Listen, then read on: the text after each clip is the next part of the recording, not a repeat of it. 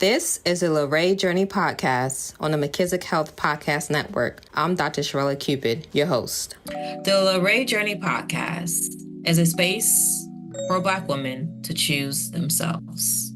Welcome back, sisters, sponsors, and supporters of the Luray Journey Podcast. For the 4th season, the theme is transitions. We will continue the sister circle conversations with Black women from different stages of life with various personal, community, and professional roles. The intention of this season is to continue and start conversations on the meanings, experiences, and practices around transitions, such as becoming a mom, shifting careers, and establishing a new lifestyle. Thank you for being a part of the Luray Journey community, because Luray means love is real and eternal. So sis, let's practice love. Today we have a dear sister friend who I haven't gotten a chance to catch up with due to quote unquote being in quarantine and the pandemic, the ways in which life definitely has shifted during this time. So I'm really grateful that I get a chance to catch up. Today we have Shelly Washington. So Shelly, may you please introduce yourself in a couple of sentences?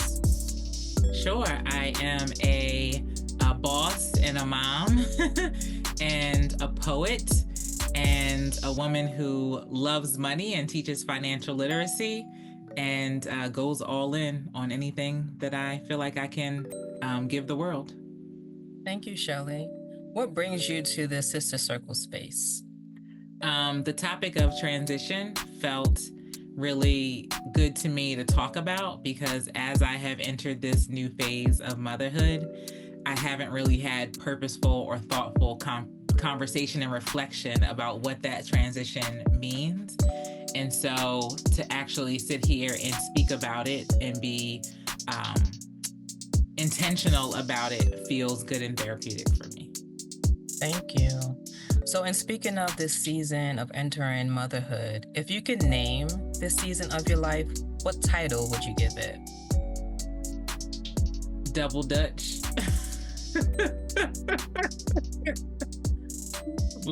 And I'm not in it yet. I'm like looking at the ropes and I'm like, my confidence isn't quite there yet. Yeah. But I'm acting like I'm about to jump in because I'm feeling better than I did in the beginning. Okay. That's real. Definitely with Double Dutch, you gotta time your entrance. Right, you gotta time your entrance, right. So I'm trying to find my moment, find my rhythm. Right. So within this season being titled Double Dutch, how are you defining love? For me, it's consideration. Like the people that you love the most are the people that you consider in every decision and thought and moment of your life. And so particularly thinking about having a baby, like it's a love that's all consuming, but it's like a consideration of this person that is all consuming. Like suddenly there's a person who feels more important than the self, right? Your own self. And so navigating, not ignoring yourself in that is like a major transition because I'm a older mom. So I had 39 good years of only having to worry about myself for real. Right. And so to be so, comfortable and set in your level of selfishness that you're allowed to have when you're not a parent and then have that shift is a big deal. So in considering that shift that you uplifted, what do you think you learned about yourself within this shift? I think that I have learned what my priorities truly are, right? Like when you think about what you can let go and like what you miss and don't miss and how much you miss it and how important is it to bring back into the rotation of things. Like when you think about like the moment of like giving birth, right, is like a transformative time and you pretty much drop everything in the world at that moment. And so where you see something be prioritized is like, what do I decide to pick back up first? Like, what do I introduce back into my little bubble that has just been me in this baby for some length of time. So that kind of shows you what your priorities are when you're like, I need to do this, I need to find a way to do this, or like I'm not even thinking about that thing that used to be very important to me, or maybe used to fill my cup, and now it doesn't fill my cup in the same way that it might have in the past. Gotcha. So, in being in this space where you recognize your priorities and you also share that you became a mom at 39, would you consider yourself to be a millennial mom? I'm a millennial, yeah. I'm a geriatric millennial, geriatric mom, I guess. But yes, Yeah. I am in the millennial camp. And what does that mean? Because I hear a lot of conversations about the intergenerational differences of motherhood. So, what does it mean to be a millennial mom? Um, I think that we benefit in a lot of ways from just like a wealth of information that previous generations did not have. So in the, and even if a Gen Xer, even someone who's not that much older than me, like for the most part, when they were parenting, they had to rely on just like their village, their immediate circle of friends. Maybe they had like a book that somebody wrote. My mom was like, oh, when I had you, like my aunt gave me this book, I remember her giving me this book or whatever. But like, we have so much information at our fingertips. We know, like, we have all these studies to look at, right? And we can like absorb information that like literally didn't exist.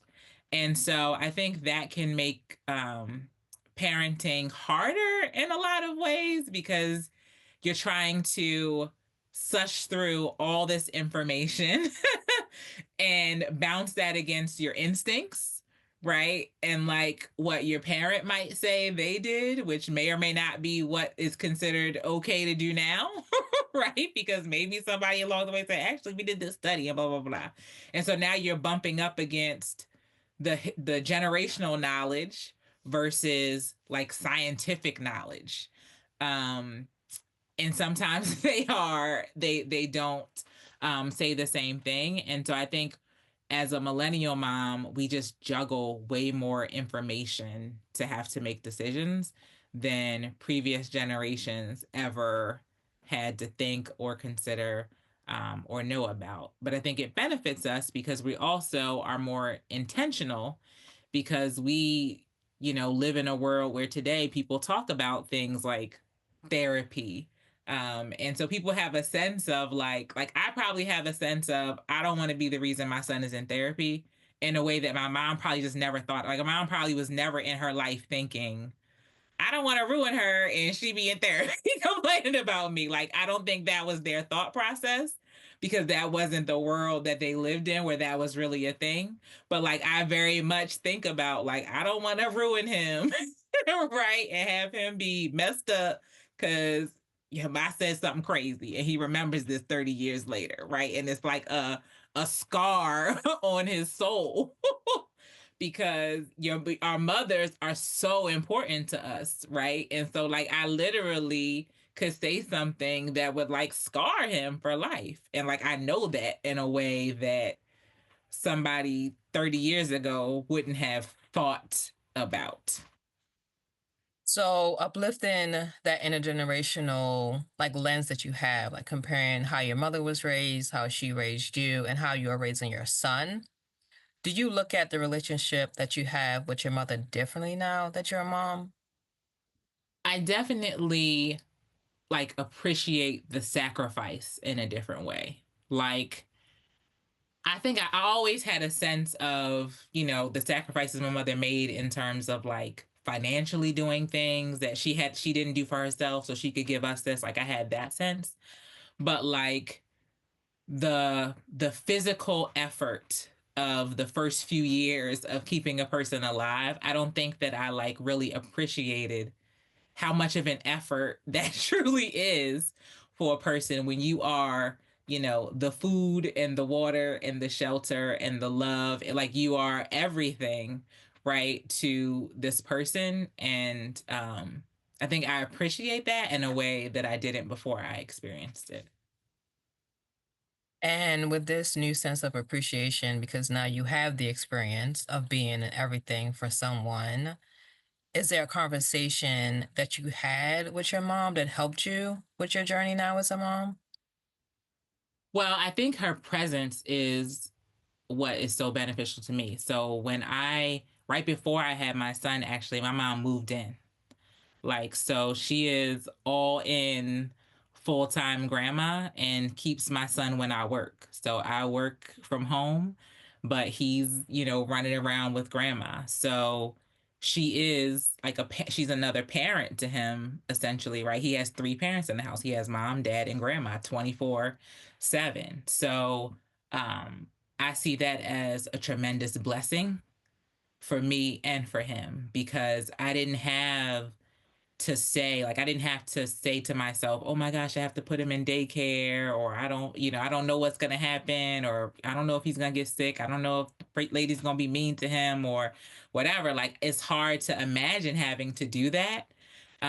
But him being with my mom, it's like there's nobody who loves him more. Like, I don't worry about him at all because it's like literally the same. He went from being home with me to being home with grandma, and it's like pretty much the same to him. You know what I mean? Like, he's still with a person who loves him more than anything in the world. So um, I consider her now like just a tremendous blessing for me in this journey. And I think it's kind of a benefit of like being an older mom because I have a mom who's like retired and not interested in doing nothing but raising her grandchild, right? And if she would be a 45-year-old grandma, she would be like, no,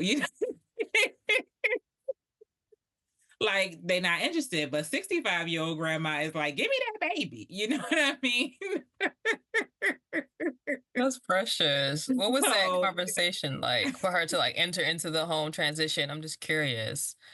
I mean, it actually was easy. Like, she was concerned because she was like, I don't want to be like all in your marriage. And, like, she was concerned that it would be weird, but it's actually been so comfortable. Like, her and my husband love each other. They get along great. Like, it's actually pretty chill. Like, we don't really have any conflicts or anything in the house. So like, and I think my husband actually likes having her around because his mom has passed, and so he just likes having her, having mom there, having a mom. You know what I mean? So um, it actually feels good for everyone. That's beautiful. Yeah. So you mentioned that as a millennial mom, you get way more information that you have to sift through while balancing prior generational knowledge and your own instinct. So within all of those pools of information, what advice or inspiration would you give those who are entering pregnancy, in particular those who are quote unquote geriatric? What advice would I have for geriatric moms? Um, I would say, I mean, it's like we have to remember at the end of the day, with all the information that we have, like, it's a natural process that we were built for. And I think a lot of the time, um, the medical information can make things scarier than it is. And people don't have the context. So they would say any woman who's 35 and over having a baby, they say you are a high risk pregnancy because you're geriatric, right? But high risk is like a misnomer because it's like high risk means if there was, and I'm not, don't quote these numbers because I don't remember what the exact numbers are. But Okay. like the idea is if there is a 0.3% chance that a woman at 25 would get gestational diabetes, right? It might be 1% at 35. Now it's three times higher, right? Three times higher sounds horrible, but three times in the context of 0.3% to now 0.9%, like, it's really, you know what I mean? If you contextualize it, it's not really as scary as it sounds. And so I think people get lost in it's five times more. But everything is like a microscopic percentage of any individual thing. This episode of the Lorraine Journey podcast is sponsored by Left on Red. Left on Red, founded by Dr. Latasha Ely Kelly, is a specialty bookstore and cultural space rooted in the mission to amplify representation, cultivate perspective, and empower community. With a focus on titles by Black authors and works of African American interests, the curated collection spans a range of genres and lived experiences, alongside thoughtfully selected stationery, keepsakes, and collectibles that reflect Black culture. Left on Red also hosts events, workshops, and programs that connect literature to everyday life, learning, and well-being. As the home of the Millennial Black Professor and TMBP Media, Left on Red expands beyond the page through podcasting, storytelling, and creative media initiatives that honor underrepresented narratives and foster meaningful dialogue. This space exists to serve, support, and shift, offering both inspiration and intention for anyone seeking reflection, knowledge, and community. You can support Left on Red by visiting leftonredbooks.com. Again, that's leftonredbooks.com, or visiting the bookstore in Wichita, Kansas. Again, thank you, Left on Red, for sponsoring the Lorraine Journey podcast. So sometimes like I joined like a mom groups on Facebook when I was pregnant, like of people that were due the same time as me. And a lot of times women were just so nervous because they were like, oh my gosh, the doctor told me there was a 5 times more chance of X, Y, and Z because I'm overweight or because I'm older or whatever. And people like internalize that and make it more scary than like mathematically it actually is. And so I would encourage people to not take statements at face value, and like you can actually look up, you can access most of the information a doctor has yourself if you dig for it, right? And that can, and like actually reading it and absorbing it in a real way can contextualize things and make it way less scary than what it might sound like coming from a medical professional who is maybe not delivering it in the best possible, like caring and empathetic way that they could. So within you having being a part of those Facebook group in order to receive information, how did that help you in regards to your own self in information absorption? Because you said sometimes it can be blown out of context, not as helpful. How did you learn in order to make information more like realistic and not worrisome? Well, you know, I'm a due diligence person and I'm a person who's been in a PhD program. So like I know how to read a study and read the percentage, and I can like absorb it in a way that like a person who's not used to reading data in that way can. And so or would. And so to me, I just joined to just have like camaraderie of people who were at the same moment. Like it was literally like women who are all due in October of 2023. Like, you know what I mean? It's like, okay, we're like literally at the same stage together. And, you know, so it's a beautiful journey because it goes from, did you feel a kick yet? To now we're like, how many words does your baby know? You know what I'm saying? Like I'm still like, we're going through this thing together. And so I joined for that. But in that, there's good and bad because you get the happiness of people, but then you also see people go through struggles because not everybody who joined that group in the beginning when they were pregnant had the baby. Like some people lost the baby. Some people's babies came super early and were in the hospital. Like, so you get the benefit of the camaraderie, but then you also see scary things because then, you know, it's sort of amplified because now you're like, oh no, such and such, you know, we're only 30 weeks and such had their baby and we all see it. And now you have something to introduce fear that you might not have had if you were just in your own bubble in your town, right? But now you're in a Facebook group, people like literally around the world. And so in a group where there might be literally 10,000 moms, everything bad that could happen in a pregnancy probably happened to somebody. And so you see it when you probably wouldn't have seen that 1 in 10,000 edge case otherwise. So you have to be able to like contextualize, like, okay, even though yes, this happened to one person, it doesn't make it like likely to happen in general or likely to happen to me.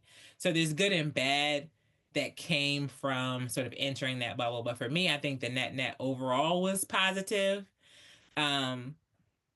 because you just get so many women who are like in the same boat. And it's all kind of, it was like Black women, white women, women from other countries, you know, older moms, younger moms. You might be somebody 16, like it's literally somebody who's 16 and pregnant and somebody who's 45 and pregnant. Like we're all in the same circle. So it's a fascinating like microcosm of the world. When you were pregnant, did you have anyone in your like your physical space that was also pregnant? So in like cousins, sisters, their friends, or were you? Well, I did. So I had a friend. So I had a friend who was pregnant, and she was a couple months ahead of me, but she was like mad that she was pregnant.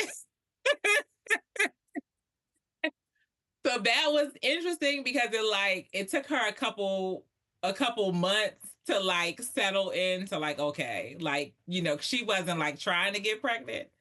And so when that happens, it's a different, you know, things they have to talk about to somebody. But I think we both did a good job of like she was able to be happy for me. And I was able to receive her being frustrated. You know what I mean? Like, so, but it was an interesting dynamic because we kind of found out around the same time, but like I was happy and she was mad, but we got through it. Okay. That's real. That's real. In your introduction, you uplifted that you're a boss, you are a financial expert, and you help others to understand financial literacy. Can you share what led you to your career field? Yeah, so I have always loved money from like literally birth. So I literally worked since I was 5 years old, or 4 years old. I told my mom I didn't want to go to the daycare. I didn't want to go to the preschool. They were babies. They were peeing themselves. And she said, well, if you don't want to go, then you have to go to work. And I was like, I'll go to work. And so I went to work with my dad. And he was the manager at a 7-Eleven in New York City. And I would do stuff for, I would like help the Tasty Cake man put up the display.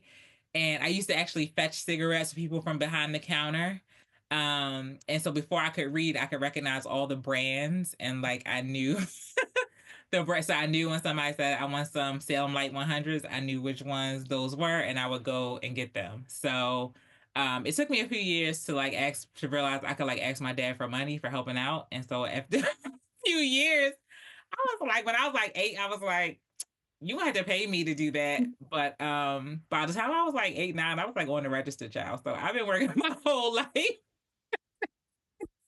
For real. And I can remember even from like the age of 8, saving money, like thinking to myself, this is a little bit of money, but if I keep putting it away, it'll be a lot of money. And then I could do something really amazing. Like my earliest age, I can remember having that thought. And so that has stayed with me. And after college, I majored in advertising. And I ended up doing marketing for a financial services company. I went to a fintech.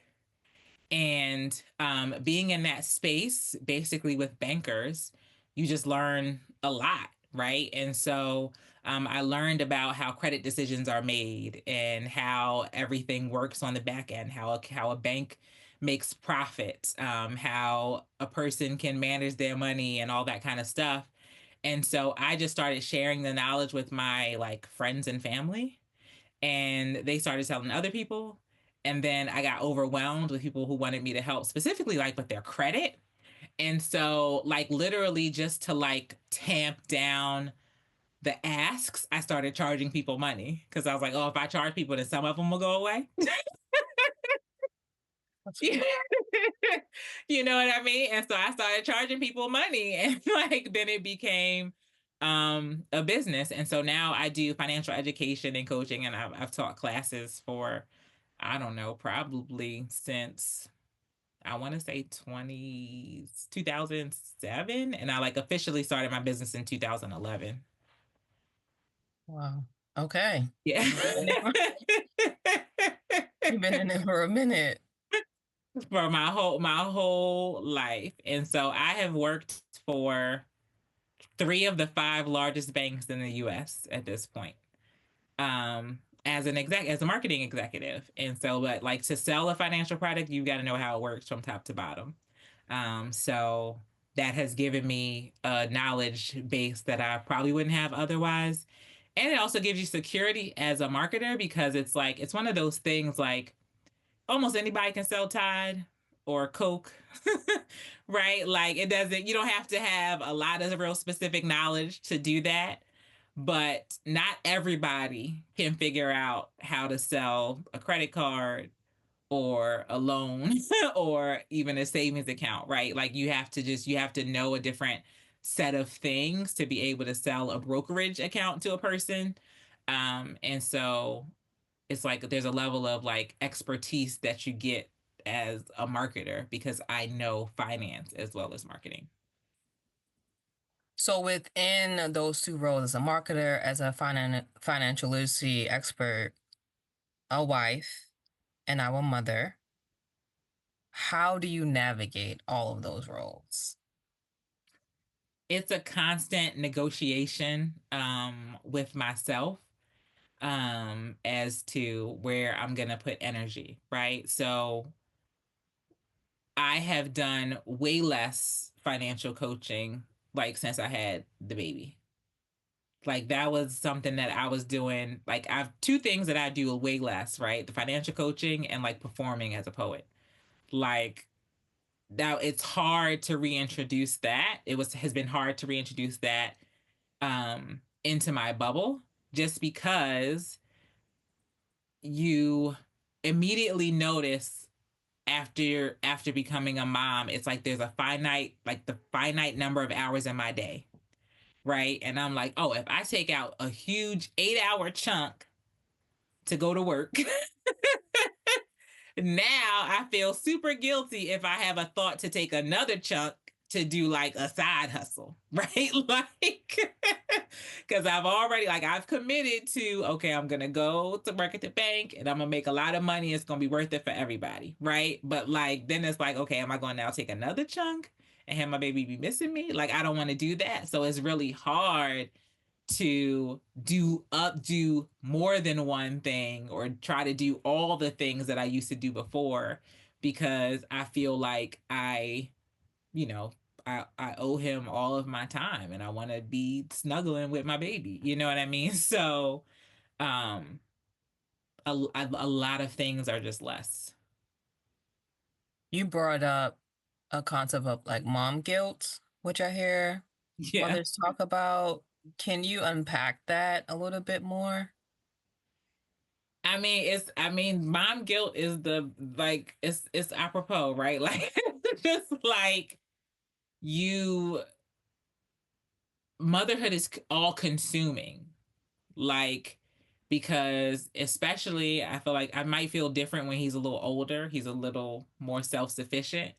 But like an infant, right? They literally need you for everything. He can't pee and poop. He can't eat nothing. He can't even roll over. Like, right? So it's like you literally, this is a person who needs you in a very real way at all times, right? And so even sleep that you need for yourself becomes something that you are willing to sacrifice because this person needs you in a way that is like inconceivable in any other part of your life. Like he's literally helpless, right?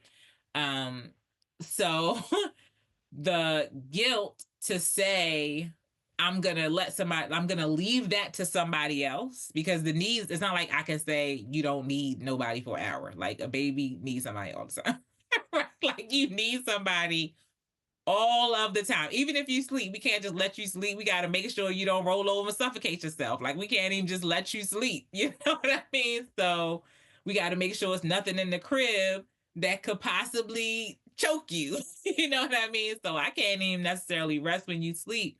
So it's thinking like I'm going to actually not meet your needs or have somebody else fill those needs for a certain amount of time. Like that's a hard negotiation to have with yourself, because you feel that responsibility and that instinctual pull, you know what I mean, to be with and about and doing things for this little needy person all the time. So like any time that you're not meeting their needs or you're outsourcing that, you feel guilty because ultimately it's like your responsibility. Like I made him. Like he didn't ask me to make him. Like I made him and it's my job to take care of him. And there's things that I can do that dad can't. Like dad isn't a replacement for me because dad don't have boobs. You know what I mean? So there's a level of, if you're breastfeeding in particular, like there's a connection that nobody else literally can fill. Like you are their whole sustenance. And so that guilt is real. And I know it's going to evolve over time as they get older. I'll feel different about, I feel guilty about different things. But at this, first, year, my main guilt is like literally like the time of finding permission for myself to spend time that I am not literally caring for my child. That's good. And you uplifted that your mom is there. Does your mom help you to navigate that negotiation? Yeah, so she's constantly, my mom and my husband both be like, you are crazy. Like, you can go. Like, like you are making this up in your mind. Like, he is fine. And I'm like, no, blah, blah, blah, blah. And my husband be like, girl, like, we gonna be fine. Like, so they're both really good at, helping me to not beat myself up too much. But I think it's just something that all women go through. And even with my mom, like the hardest part I didn't work until my baby was 11 months. So I was home for almost a year. So we had a good and to me that was important. Because partially because, I've read studies, right? And it's like, oh, when like most studies that have been done would say between 6 and 12 months, like really is beneficial long term for both child and mother in terms of how the child develops and how the mother heals, right? And we live in a country where that's not normal, but like that's not how, like if you look at what actually is beneficial, right, it's 6 to 12 months. So I had made a decision that I was going to be home for at minimum 6 months. And so I left my job and everything. Like I was just like, whatever, like I'm gonna enjoy my geriatric pregnancy. Like I stopped working when I was like 4 months pregnant, child. Like I didn't work my pregnant. I just nested and had a good time and said, I'm going to enjoy my last season of selfishness, and went to Bali and did all this stuff. And so he was 11 months and I had not worked for like a year and a half when I went back to work. And what I felt in that transition, so I think most moms, especially judging from like people that were in the group, they felt immense guilt putting their child in daycare. I felt jealousy because my fear was now he's going to think this is his mom. Like I've been with him all day, every day for 11 months. And then if I go to work and she's with him all day, he's going to love her better than me. You know what I mean? Like that was I was like, because a person at daycare, ultimately, the person at daycare is probably not going to replace you as like loving you because there's more kids there, it's different teachers there. Like you wouldn't feel you wouldn't feel jealous probably towards several daycare providers, in the room. But like him being one on one with my mom 8 hours a day, and then I come home and it's like 3 hours before bedtime. I'm like, he gonna be like, that's my mom. I like her better. She don't leave. This other lady be leaving me. You know what I mean? And so that was the hardest part is I was like jealous. Like he's gonna love her better than me. And she was like, no, that's ridiculous. You always knew I was your mother and you were with my aunt and da da da. And I'm like, girl, I don't know. Because I don't remember being two. So I don't know what I thought when I was 1 or 2. So what was the first few months like back? The first couple weeks was really hard because he was mad at me. Like I could tell, like when I got home, he was like happy for like a second, like she's home. And then it's like it hit him that I was gone and he was like mad, like where you been? But they don't have ways to, he couldn't talk. So he was just cranky, like he was really cranky for a couple of weeks until he kind of got used to like I leave but I come back. So we would sing the song Mommy Comes Back, She Always Comes Back. Like so we sing that and like now he's fine. Like he gets it. He's 16 months. We've been doing this for 5 months now. He could care less when I go. He's like, bye, see ya. Like he doesn't fuss or cry or anything. But that first month I would say was like really hard because he was feeling it and then I was feeling so guilty about it because I'm like, I done upset the baby. He's mad at me. And I can't tell him why. Like I can't explain to him that I'm gonna be back because he can't understand any of that because he's 11 months old. Right. So like that's the hard part because you can't even like communicate an explanation to an infant. Like Now he has the song. yes. So he knows mommy comes back. We sing songs about everything. So and he definitely likes music, so that helps. That's beautiful. So He still within might like her better than me though. Like I still think he does like her better than me. But he likes me as well. But okay, Shelly. I think he does prefer grandma at this point.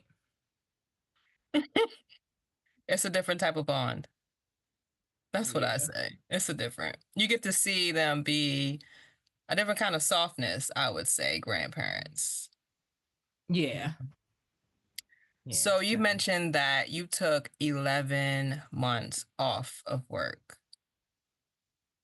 I took a year and a half because I was pregnant, not working either. Oh, right. Pardon. A year and a half off in regards to you entering motherhood. You said like enjoying this final season of your life. For those who are in your career field, who also want to become mothers, what advice would you give them? I mean, you have to decide up front what you're willing to sacrifice and what you aren't.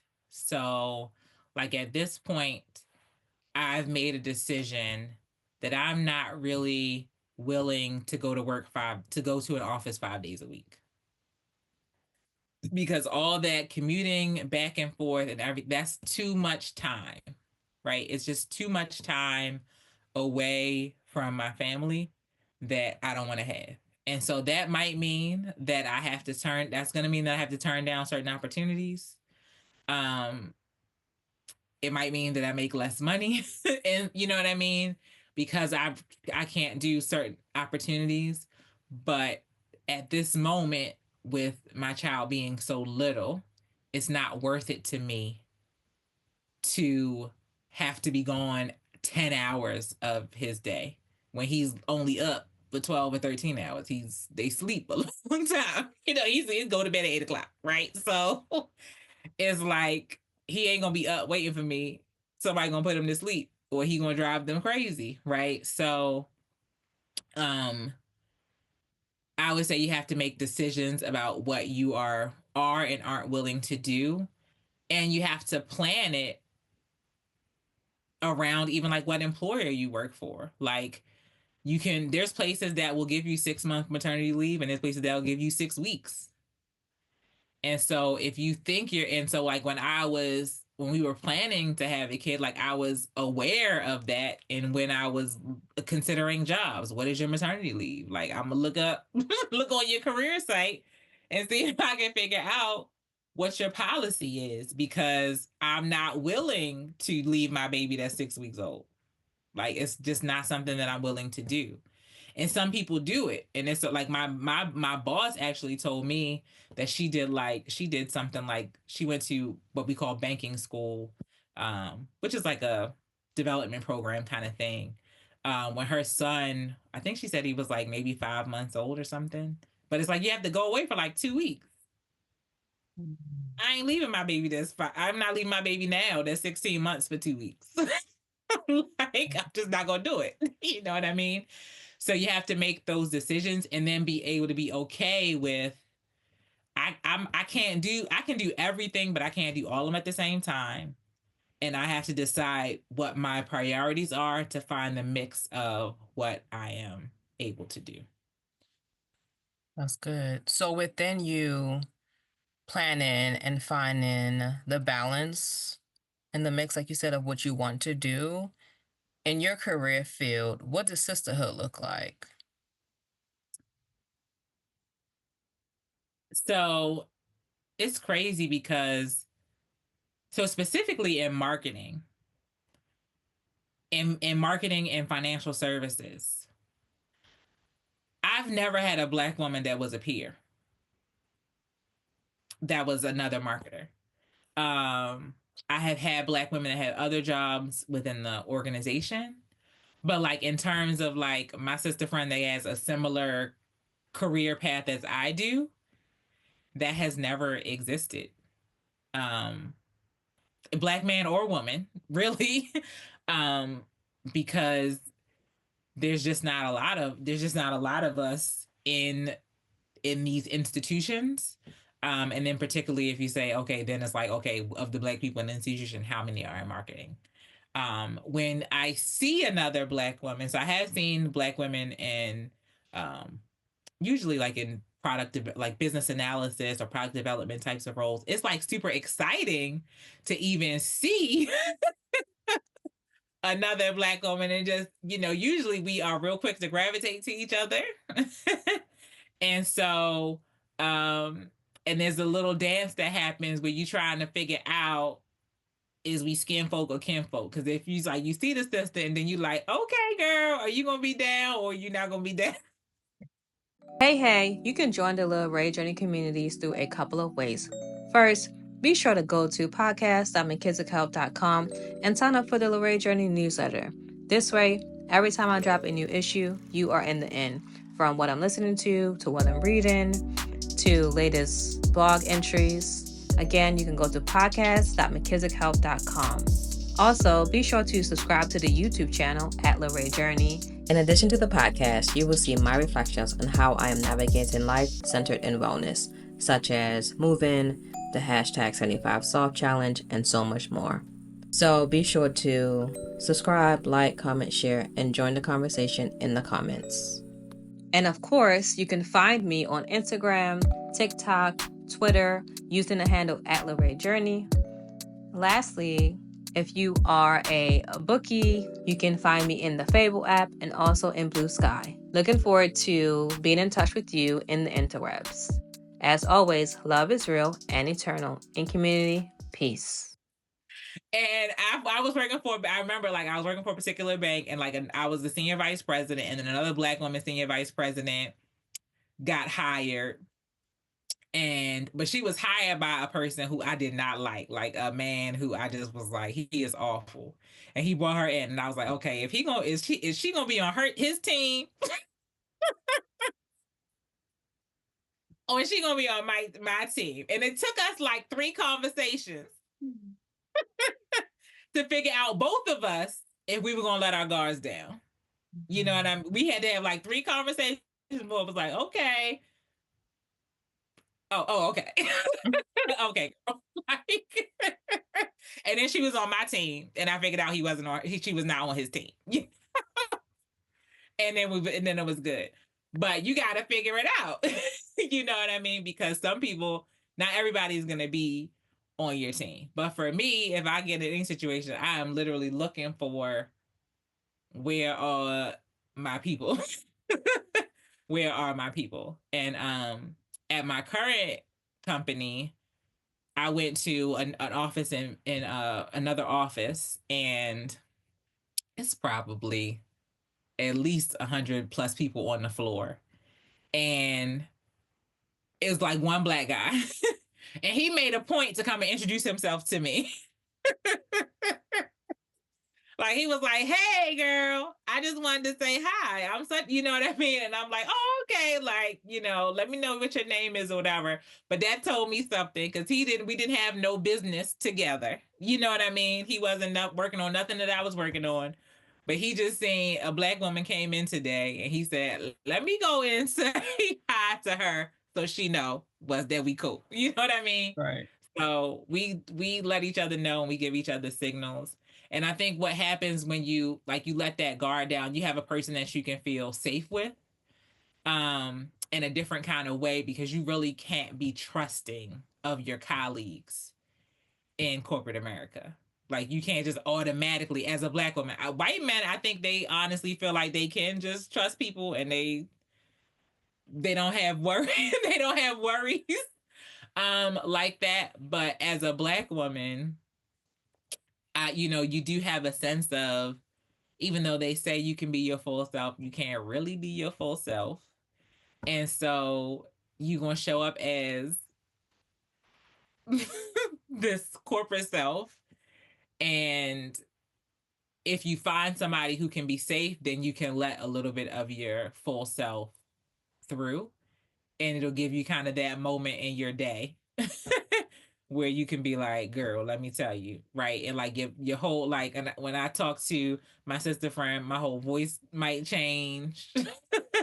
Like the cadence, the language that we use, everything is a little bit different because we take that, the code switch back or whatever and all that kind of stuff. So um it's just that it's that safe space where somebody you feel like you can trust when you can't necessarily trust the mechanisms or the people that are around you to have your best interests at heart or to even recognize your hard work.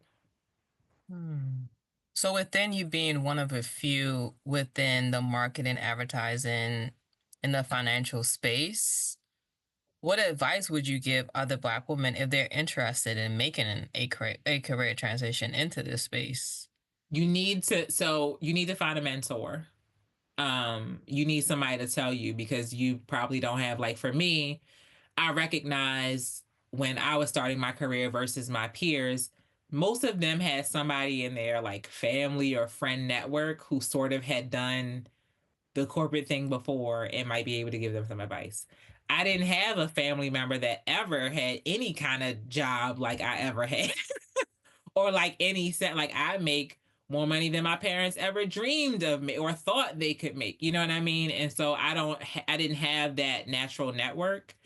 But one of the things that I did, like when I was in undergrad, is I literally would go to websites of advertising companies and I would look at the names of their staff and anybody whose name sounded Black, even if it didn't have a picture. If I see Sharella, I'm going to send her a message, right? And I would literally look at the names and be like, who last name is Jackson? Who first name is Keisha? Right? Like I'ma just send them a message. And I literally would send them emails like, "Ooh, I found a Keisha that works at this advertising agency." And I would send her an email. And 9 times out of 10, if you say, "Hey, I'm a young Black person who's looking to get into advertising. Tell me about how you got into it and how can you help me?" They gonna answer. Like 9 times out of 10, they would answer, right? Because they also are sitting in the room like, "Dang, I wish it was some more color around here." So if I get that message, I'm going to answer you every time. You know what I mean? I'm going to try to build that pipeline. So just look for somebody who's in a space that you want to be in. And if that person is a Black woman, my experience has been 9 times out of 10, they're going to try to offer you some kind of help, mentorship, advice, point you in the right direction. And so just even literally blindly emailing people that actually helped me get interviews because they were like, "Oh, let me send you to my HR person." And you know what I mean? And that kind of thing happened. And so you got to look out for people who look like you. Generally, they're willing to help. Not all the time, but generally. Thank you. So within you advising folks to shoot their shot, as they say, right? Put yourself out Yeah. there to see what happens. Right now, do you have a mentor? I do not. So it's actually something that I've been thinking about. because the hard part is the higher you go, it's like literally nobody. Like, so at this point, I'm a senior vice president.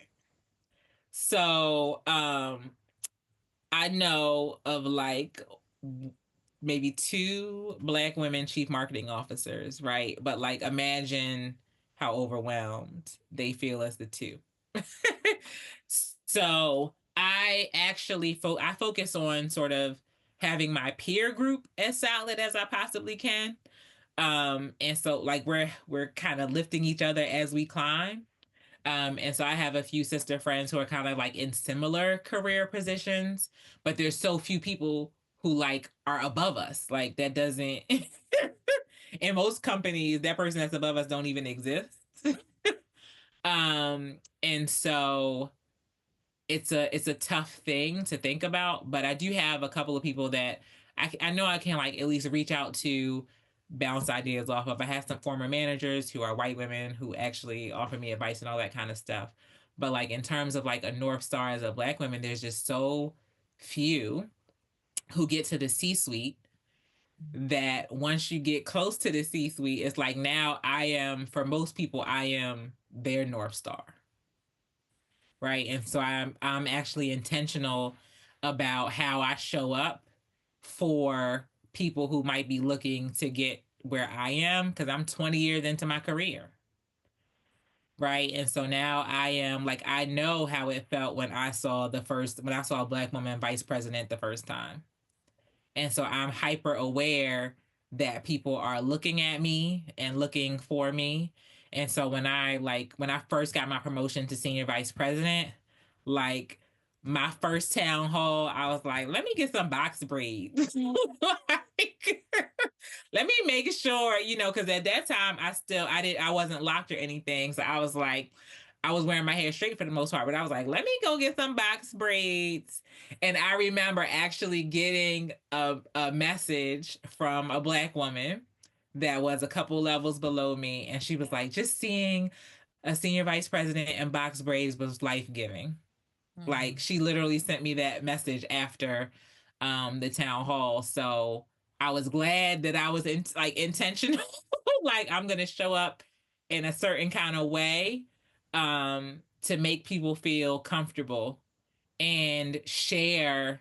Like I talk about race, like I talked about race explicitly from a seat of a senior executive in a way that I have never seen anybody do. And I think it probably scared some people. But like in that like George Floyd moment in particular, when everybody wanted to have the conversation, I was like, well, let me tell you about my experience with police as a Black woman, because I've had one. And let me contextualize it for you, because people have conversations about those people or like see the people on TV and you think that those people are different than me that's sitting next to you. Like I'm a different kind of Negro than that person. You know what I mean? But actually I'm not. So let me tell you let me tell you the truth. And so I stepped into that intentionally, and it's risky. But I felt like having earned that seat, no DEI hire, right? earned having earned my seat, I was willing to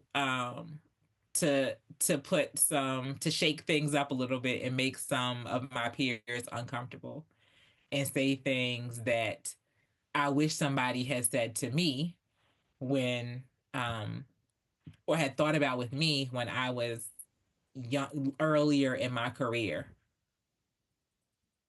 So at the level that you are at now, the fact that you said like you've earned this seat and you're taking risk in order to challenge what they expect, what does it look like for you to thrive in this space? That's a good question. To thrive is to feel comfortable that I can really bring all of the things that I know in an intentional way to the role that I have. And the things that I know includes very specific knowledge that I have as a Black person.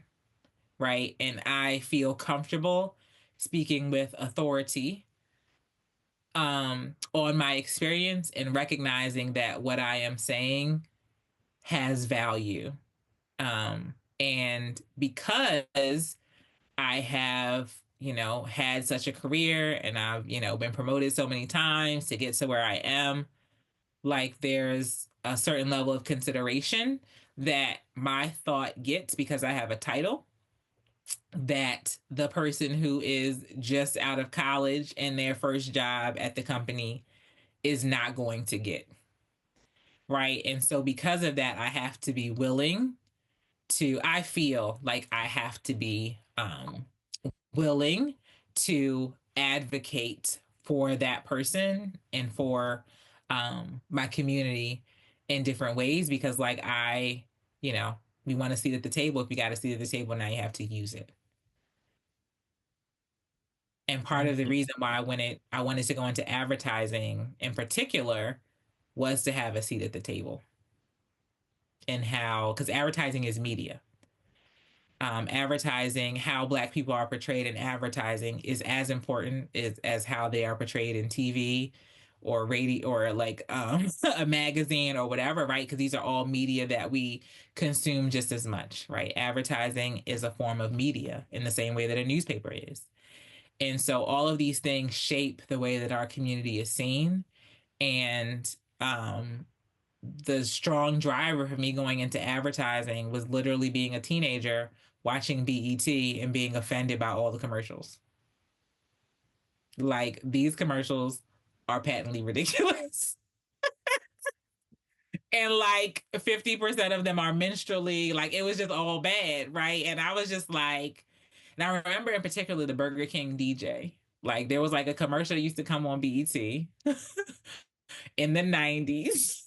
And it was like, this is your Burger King DJ. And it was like girls in booty shorts and they was just like booty popping. But it's like, we talk about hamburgers. Like, what does it have to do with anything? You know what I mean?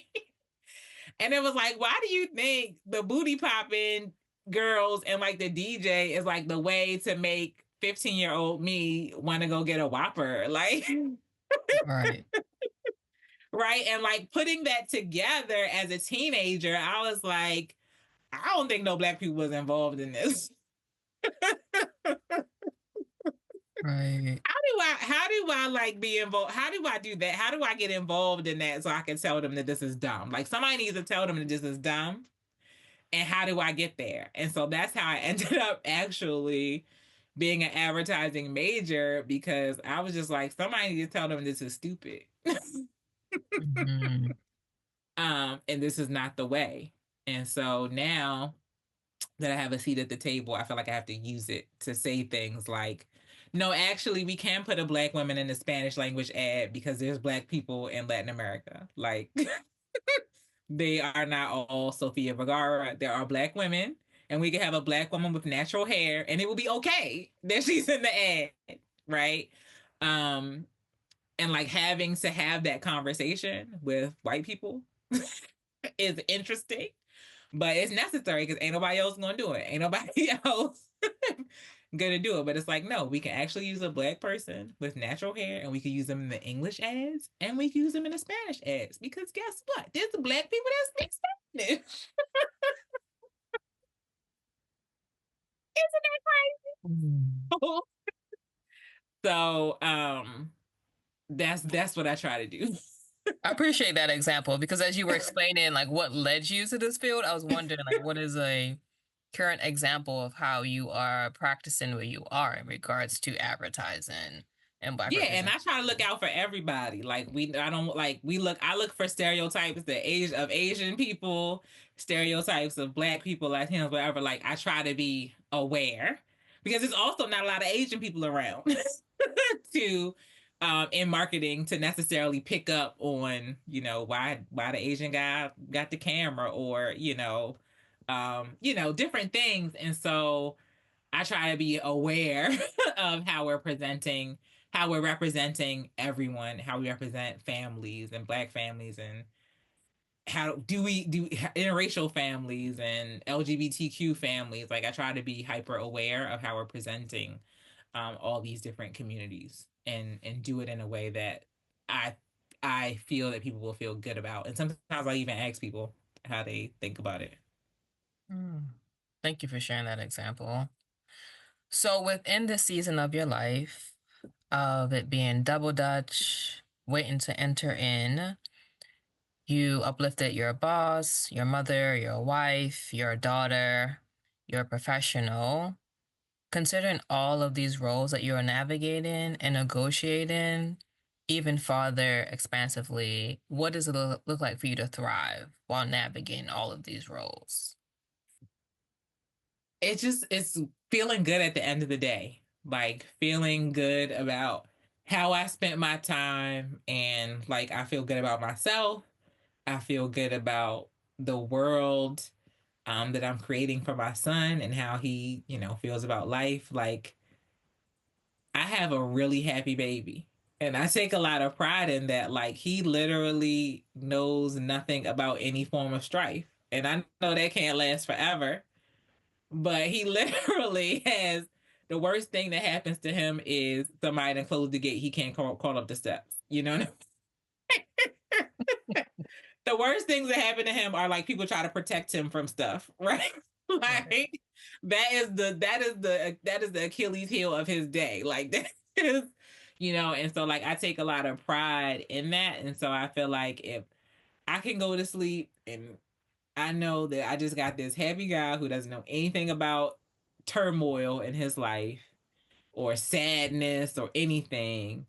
And then I also feel good about myself, like that I've done something good for me or towards, myself every day, then I feel like I'm thriving because I can do everything. I just can't do it at the same time. And so it's like, we didn't get to it Monday, but we can get to it maybe Thursday. And that's okay. Because we're, trying to juggle everything. Right. So within that, you said you feel good when you also do something for yourself. So to consider all of the roles that you uplifted during this conversation, what is a reminder to yourself to feel grounded?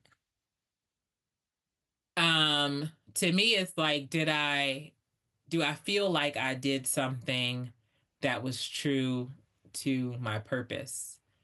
It doesn't have to be like super deep, like like I've changed the world today, but like fundamentally, was I adding value in a way that only I can, right? And like, did I do something that added some value that nobody else could have done? Then I feel like my work for the day is done, right? Like I had a bright idea today. Yay for me.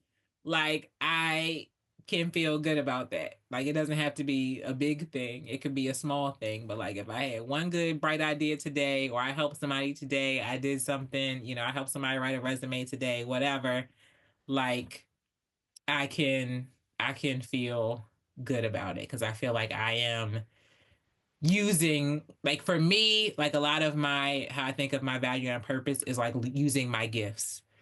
So did I like gift the world something today? And it could be a person or a thing or whatever, but like did I leave something today?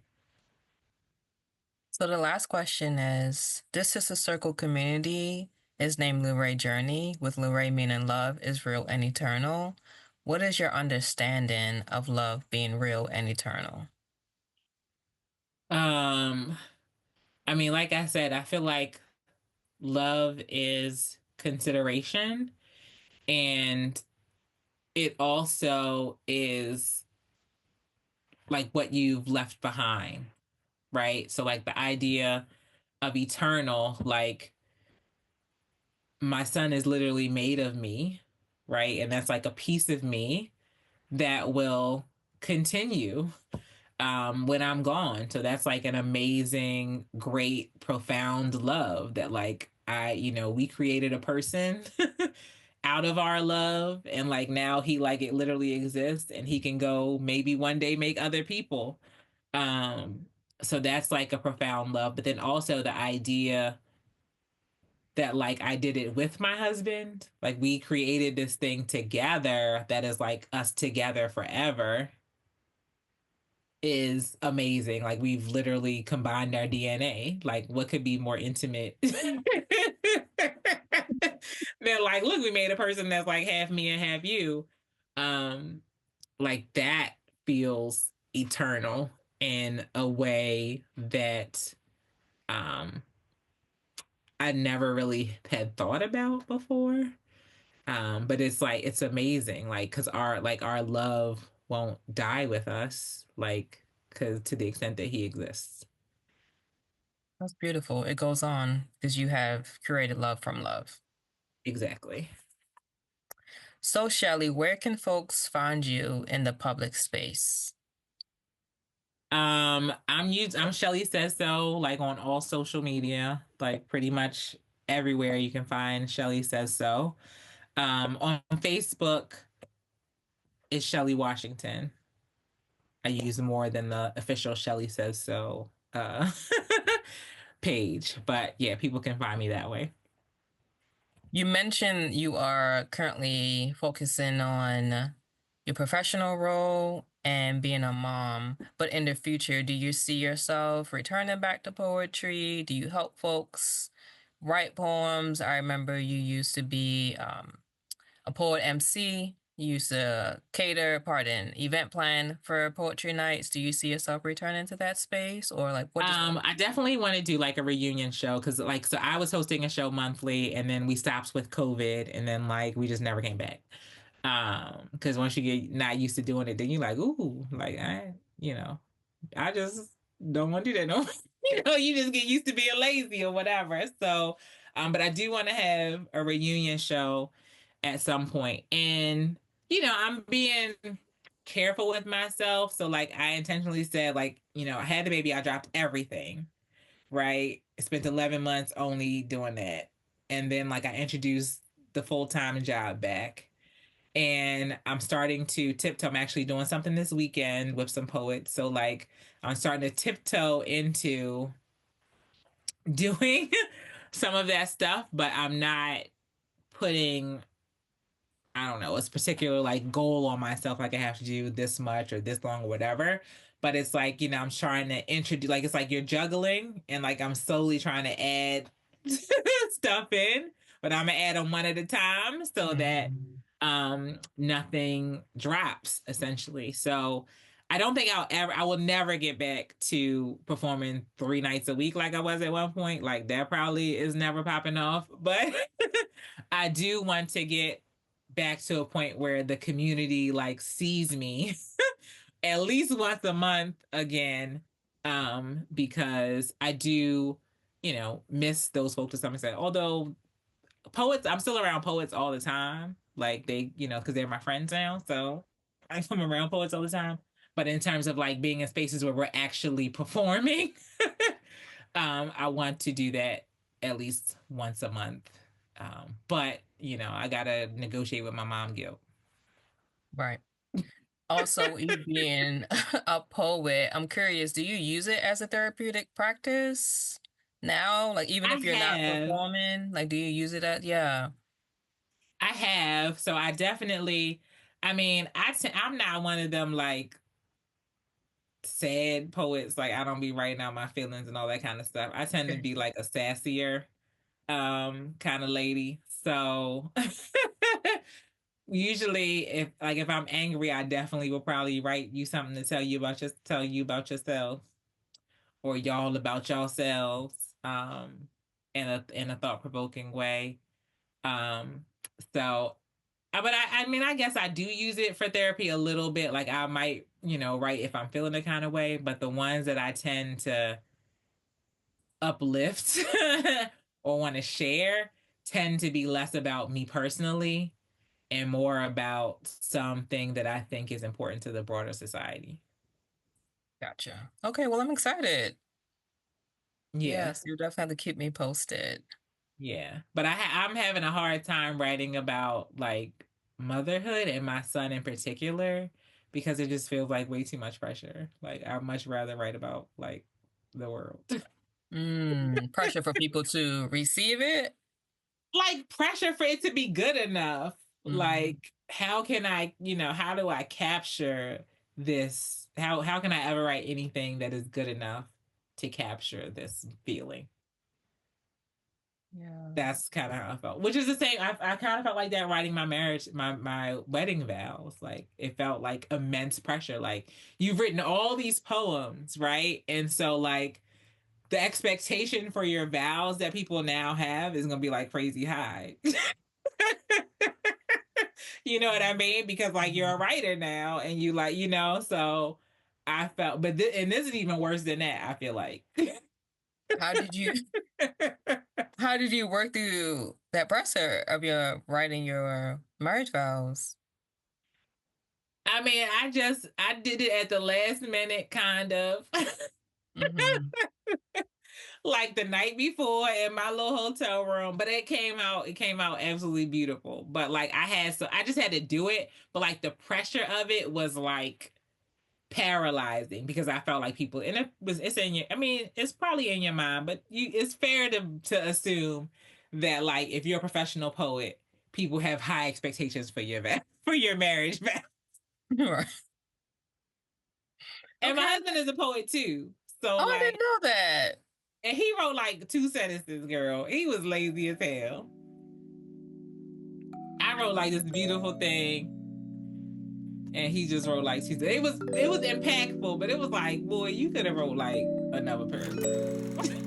Oh my goodness. Your wedding recap video was gorgeous. Absolutely stunning. I remember seeing that, but I didn't know that he was also a poet. Okay.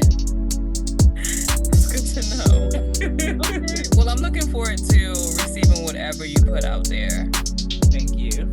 So thank you again, Shelly, for sharing your journey and reflections on love during this season. Thank you, sisters, supporters, and sponsors for listening. And as always, love is real and eternal. In community, peace. Bye. Hey, Lorraine Journey Community Supporter. You can follow the community by following the handle at Lorraine Journey on Instagram, TikTok, and YouTube. Also, be sure to leave comments on Spotify, YouTube, and follow wherever you're listening or watching the podcast. For those who are part of the book club or love to discuss books and movies, you can follow me at Shelly Cupid on the Fable app. Lastly, you can go to podcast.mckidsichelp.com to sign up for the newsletter. There, you'll receive updates such as new episode drops, events, and so much more. Again, go to podcast.mckidsichelp.com. And as always, love is real and eternal. In community, peace.